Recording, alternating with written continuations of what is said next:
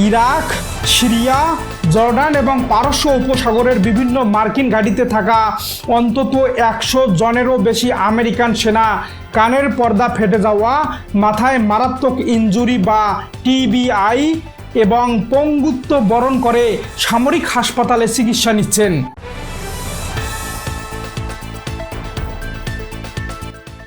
Iran America যুদ্ধের শুরু থেকে এ পর্যন্ত মোট 17 জন মার্কিন সেনা নিহত হয়েছেন এবং মাত্র 2 সপ্তাহে 100 জনেরও বেশি মার্কিন সেনা গুরুতর আহত হওয়ার তথ্য ফাঁসের পর খোদ আমেরিকার ভেতরেই ডোনাল্ড ট্রাম্পের যুদ্ধনীতির বিরুদ্ধে সাধারণ মানুষ ও বিরোধী দল ব্যাপক বিক্ষোভ শুরু করেছে।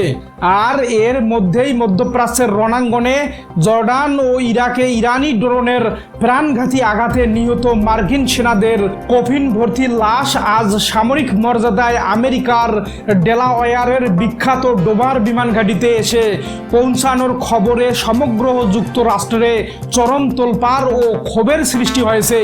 পেন্টাগন অফিসিয়ালি এই মেগা ক্ষয়ক্ষতির কথা স্বীকার করে নেওয়ার পর মার্কিন আইন প্রণেতা ও সাধারণ নাগরিকদের মধ্যে ডোনাল্ড ট্রাম্পের ওপর অনাস্থা চরম আকার ধারণ করেছে।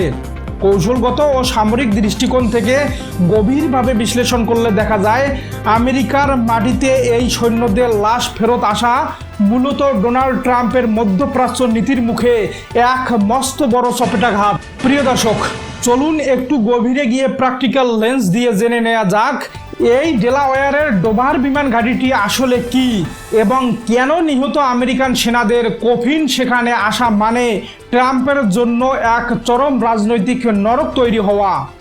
ডোভার বিমান ঘাঁটি হলো মার্কিন যুক্তরাষ্ট্রের প্রতিরক্ষা বিভাগের একমাত্র অফিসিয়াল সামরিক স্থান বা মডিউল, যেখানে যুদ্ধক্ষেত্রে প্রাণ হারানো আমেরিকান সেনাদের লাশ ফ্ল্যাগ ড্রাফট কফিনে বা মার্কিন পতাকায় মুড়িয়ে বিশেষ সামরিক ফ্লাইটে আনা হয়। যুক্তরাষ্ট্রের মিলিটারি ভাষায় এটিকে বলা হয় ডিগনিফাইড ট্রান্সফার বা সম্মানজনক স্থানান্তর। আমেরিকান মিলিটারি সিস্টেম অনুযায়ী যখনই কোনো সেনার মৃতদেহ ডোভারে এসে নামানো হয় তখন দেশের প্রেসিডেন্ট এবং সামরিক বাহিনীর শীর্ষ জেনারেলদের সশরীরে সেখানে উপস্থিত থেকে কফিনের সামনে দাঁড়িয়ে সাইলেন্ট স্যালুট বা গভীর সামরিক সম্মান প্রদর্শন করতে হয়। ডোনাল্ড ট্রাম্প যে যুদ্ধকে অতি সহজ ও তুড়ি মেরে জয়ের গল্প ভেবেছিলেন, সেই যুদ্ধের শিকার হওয়া তাজা মার্কিন সেনাদের কফিন ভর্তি লাশ যখন একের পর এক ডোভারের রানওয়েতে নামতে শুরু করেছে তখন তা পুরো মার্কিন জাতিকে কান্নার সাগরে ভাসিয়ে দিচ্ছে। পেন্টাগন অফিসিয়ালি স্বীকার করতে বাধ্য হয়েছে যে এই সংঘাত শুরু হওয়ার পর থেকে বিভিন্ন ধাপে একের পর এক মোট 17 জন আমেরিকান সেনা তাদের প্রাণ হারিয়েছেন, যা ডোনাল্ড ট্রাম্পের যুদ্ধনীতির ওপর এক মস্ত বড় রক্তাঙ্গিত দাগ ফেলে দিয়েছে।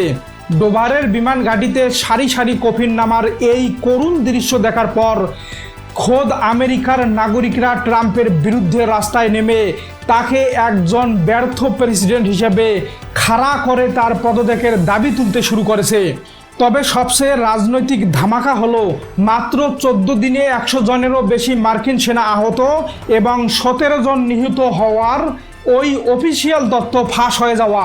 প্রিয় দর্শক, চলুন এবার প্র্যাকটিক্যাল লেন্স দিয়ে বুঝে নেওয়া যাক কিভাবে ইরানের এই লাগাতার ড্রোন ও ব্যালিস্টিক আক্রমণ আমেরিকার ভেতরের সমাজ ব্যবস্থাকে নাড়িয়ে দিচ্ছে। মার্কিন পেন্টাগন ও সেন্টকম এতদিন দাবি করেছিল যে ইরানি হামলায় তাদের তেমন কোনো ক্ষয়ক্ষতি হয়নি, কিন্তু মার্কিন সংবাদ মাধ্যম ও সরকারের ভেতরের গোপন নথি ফাঁস হওয়ার পর জানা গেছে ইরাক, সিরিয়া, জর্ডান এবং পারস্য উপসাগরের বিভিন্ন মার্কিন ঘাঁটিতে থাকা অন্তত 100 জনেরও বেশি আমেরিকান সেনা কানের পর্দা ফেটে যাওয়া, মাথায় মারাত্মক ইনজুরি বা টিবিআই এবং পঙ্গুত্ব বরণ করে সামরিক হাসপাতালে চিকিৎসা নিচ্ছেন। আর এই ভয়াবহ গোপন তথ্য প্রকাশ পেতেই ওয়াশিংটন ডিসি এবং হোয়াইট হাউসের সামনে হাজার হাজার মার্কিন নাগরিক ও নিহত সেনাদের পরিবার রাস্তায় নেমে এসেছে। তারা ট্রাম্পের বিরুদ্ধে গর্জে উঠে স্লোগান দিচ্ছে, আর কোনো আমেরিকান সেনার রক্ত মধ্যপ্রাচ্যের তেলের জন্য ঝরবে না। ট্রাম্পের প্রধান বিরোধী ডেমোক্র্যাট দল এবং ক্যাপিটল হিলের সিনেটররা এখন ট্রাম্পের যুদ্ধের সিদ্ধান্তকে সম্পূর্ণ বেআইনি আখ্যা দিয়ে আইনসভায় তাকে ইমপিচ বা জবাবদিহিতার মুখোমুখি করার চূড়ান্ত প্রস্তুতি নিচ্ছে। নিজের রাজনৈতিক ক্ষমতা টিকিয়ে রাখতে এবং ডোভার বিমান ঘাঁটিতে সেনাদের লাশের তোলপাড় সামাল দিতে ওভাল হাউসে বসে থাকা ডোনাল্ড ট্রাম্প এখন চরম মরিয়া ও পাগলাটে চাল চালছেন। দেশের ভেতরের এই ব্যাপক বিক্ষোভ ও ক্ষোভ থেকে সাধারণ মানুষের চোখ ঘোরাতে ডোনাল্ড ট্রাম্প পেন্টাগনকে নির্দেশ দিয়েছেন ইরানের উপর আরও বেশি আগ্রাসী বিমান হামলা চালাতে। মার্কিন সেন্ট্রাল কমান্ডো বা সেন্টোকম ইতিমধ্যেই B-2 স্পিড এবং F-35 যুদ্ধবিমান দিয়ে ইরানের দক্ষিণাঞ্চলীয় শহরগুলোতে রাতে নতুন করে বোমাবর্ষণ শুরু করেছে। ট্রাম্পের দাবি, তারা নিহত সেনাদের প্রতিরোধ নিতে ইরানের সামরিক ঘাঁটি পঙ্গু করে দিচ্ছেন। কিন্তু ইরানের ইসলামিক রেভলিউশনারি গার্ডস বা IRGC সাফ জানিয়ে দিয়েছেন, মার্কিন আকাশে একের পর এক কফিন পৌঁছানো কেবল শুরু। আমেরিকা যদি তাদের পুরো সামরিক বহর মধ্যপ্রাচ্য থেকে গুটিয়ে না নেয়, তবে 17 জন সেনার এই তালিকা দেখতে দেখতে শত শত মার্কিন লাশের পাহাড়ে রূপ নেবে। প্রিয় দর্শক, সমগ্র পরিস্থিতিকে যদি আমরা বৈশ্বিক স্ট্র্যাটেজি ও ট্রাম্পের প্রেসিডেন্ট মেয়াদের লেন্স দিয়ে পর্যালোচনা করি, তবে এটি স্পষ্ট হয়ে যাচ্ছে যে মধ্যপ্রাচ্যে ইরানের সাথে লড়াই করতে গিয়ে ডোনাল্ড ট্রাম্প এখন নিজের দেশের ভেতরেই এক বড় গৃহযুদ্ধের মতো পরিস্থিতির মুখে পড়ে গেছেন।